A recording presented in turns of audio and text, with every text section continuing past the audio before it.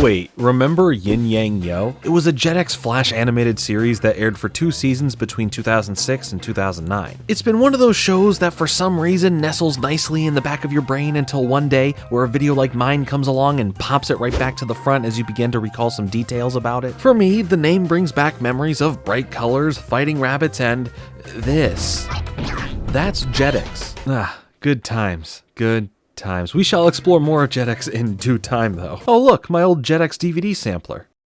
Neat. But for today, let's take a look at how Yin Yang Yo came to be, how it premiered as a Cartoon Block's most watched original animated series, and how it came to its end, as well as some more interesting information about the show and my personal thoughts after jumping back into it after not seeing it for over a decade.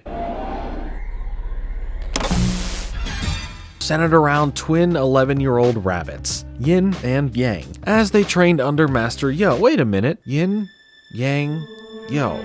Yin Yang Yo. Yin Yang, yeah, I don't get. Oh, I get it. I gotta lay off the coconut juice. The world of Yin Yang Yo is a modern blend of the Western world and Eastern influences, showcased most heavily in the clothing, culture, and environment of the world. The citizens of Yin Yang Yo's world vary from animals like yin and yang to monsters, robots, and various humanoid-like creatures, like all of these peeps. That's a tree. Most episode plots revolved either around Yin and Yang's Wu-Fu training or around them utilizing their growing Wu-Fu skills to save the world from whatever evil force has emerged to threaten it during that episode. So it had a blend of both smaller, more cut down to Yin and Yang's day-to-day episodes, as well as their larger, more action-packed episodes. It would predominantly be episodic, with both seasons of the show containing overarching plots. Like in season 1, we had a singular overarching storyline focused on Yin, Yang, and Yo's efforts to defeat an ancient enemy known as the Night Master. Season 2, in comparison, had several storylines, one involving Yin and Yang's efforts to stop the crowning of a new Night Master, raising an army to fight against the resurrected original Night Master, and Yang trying to find some magical artifacts that were both extremely powerful and made by a group of older Wu-Fu masters. At the show's core, though, is the sibling dynamic of Yin and Yang, their rivalry being a major facet as it would usually escalate whatever conflict is already taking place. Sometimes the opposite, with their love for one another giving them the strength to save the day, though. A concept used in many other shows with an odd pair of friends or siblings. Aside from just being comic relief, it can in most cases aid in the viewing experience if the characters feel more fleshed out and have their own specific relationship injected into these stories. So let's take a look at the characters of Yin Yang Yo.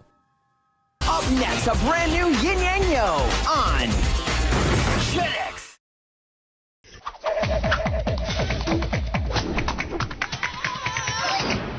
Obviously, starting off in order of the name of the show, Yin is the pink rabbit. That's why the title has her name in pink. You know, I'm something of a graphic designer myself. She is the younger of the two, as Yang popped out first. It's a twin argument thing that only twins truly understand, so if you're a twin, let me know in the comments. While she does train pretty hard to prove that even though she may be younger, she is just as, or if not more, in tune with her abilities, as she tends to be more talented on the mythical side of things. Also being a little bit more understanding of a morality scale and discerning right from wrong, where Yang is a bit more of a loose cannon with more blurred lines of what is right and what he thinks is right. Yang is blue. Once again, the title logo doesn't lie. Yang is more impulsive and puts himself into the face of danger first before fully thinking through more strategically, and unlike Yin, has been trained and is more talented in the martial arts side of things. Also a little bit more of a hero complex thrown in there for good measure. And of course, Yo, well, Master Yo. He's a panda. Therefore, no green. The title logo is a lie? My life is a lie?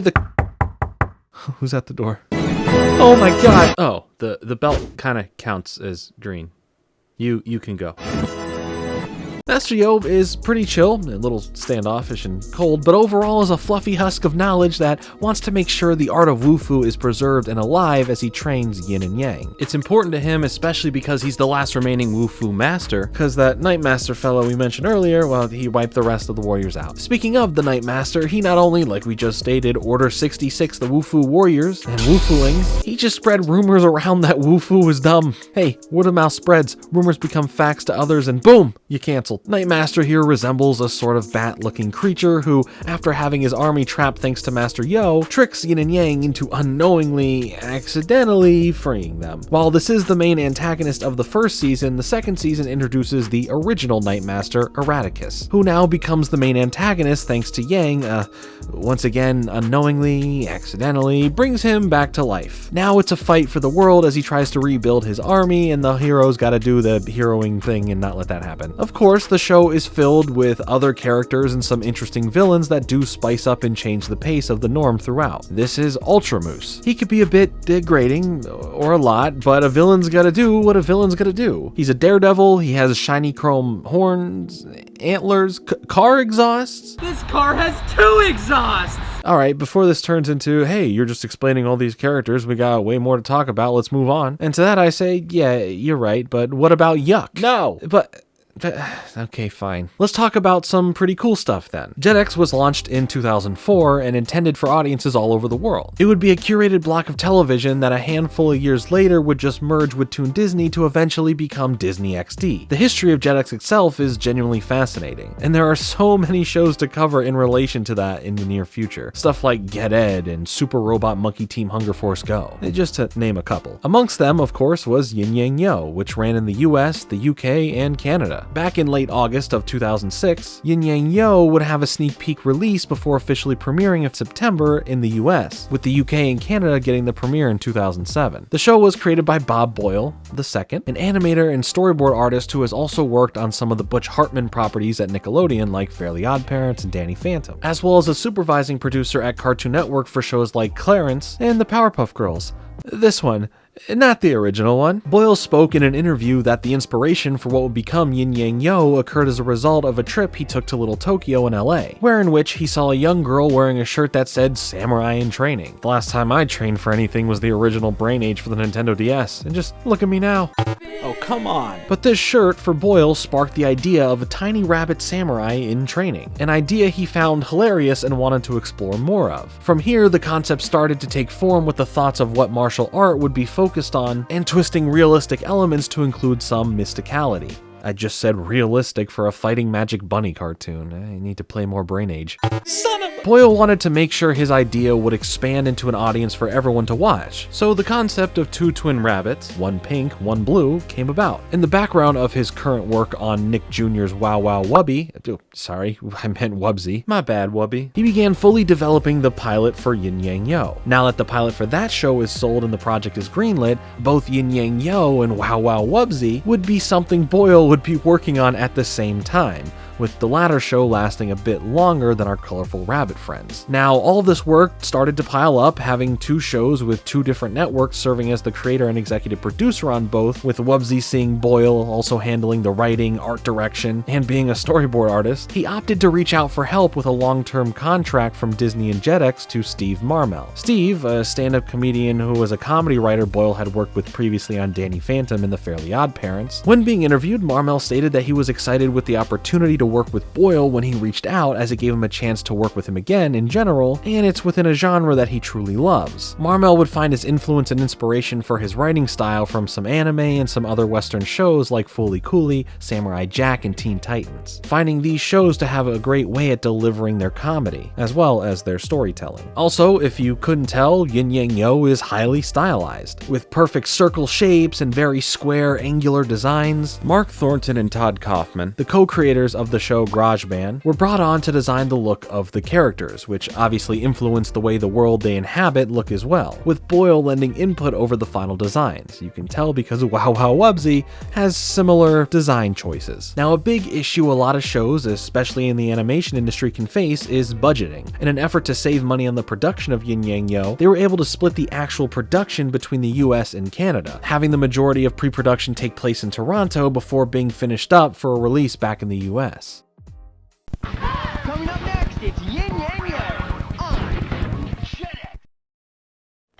Oh, you must be Yang. Did I forget to mention how much I like red? An orange? That's enough out of you. But how was the show received by the viewers at the time though? Well, it was very positive. Like I stated earlier in the video, this was the most watched original animated series premiere for Toon Disney's Jetix programming block. And continuing beyond that, the rating stayed pretty high. When playing in Europe, Yin Yang Yo was said to be one of the most popular shows Jetix had put out, and beyond that was nominated in 2007 for a British Academy Children Award by the BAFTAs. Sadly, they didn't win that award, it went to that yellow sea sponge. Now, for me personally, I did enjoy a lot of what the show had to offer. The influences in the writing on both the comedic side and the overall story side helped play into the stylized, fast-paced show that managed to keep me invested not only in the story, but into who our main characters are. Seeing them go through their spats and disagreements, but at the end of the day, still having the love and care for one another that bonds them over any issues they may have or face. The show aged well, with the series being done in Flash animation, meaning that the HD version is out there and it looks like a brand new cartoon that you can find today. The majority of the jokes do land, and the social commentary, when there is some, still feels relevant for today, so putting that all together, the show avoided aging and dating itself like a lot of shows tend to do.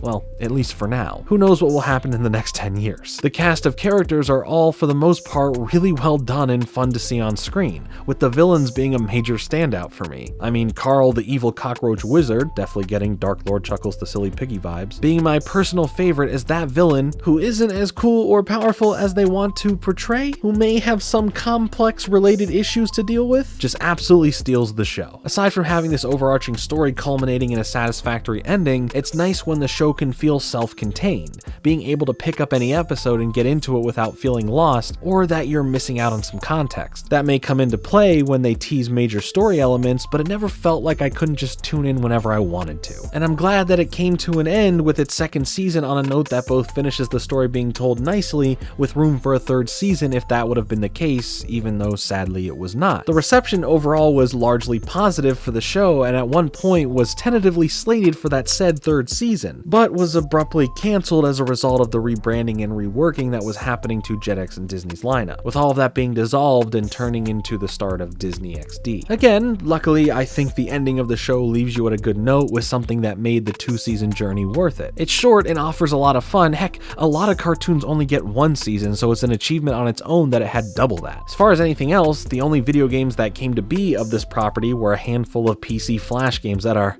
well, yeah, Flash games. It's weird how well Flash animation ages, but Flash-based video games, well, let's just leave that to whatever your personal opinion is. But as for Yin Yang Yo, that's the story. I had a lot of fun revisiting this one, and I look forward to hearing your thoughts and memories of the show in the comment section. Thanks so much for watching, I truly appreciate it, and make sure to hit that like button and subscribe for more content like this. I'll be back soon with another video, but until then, later.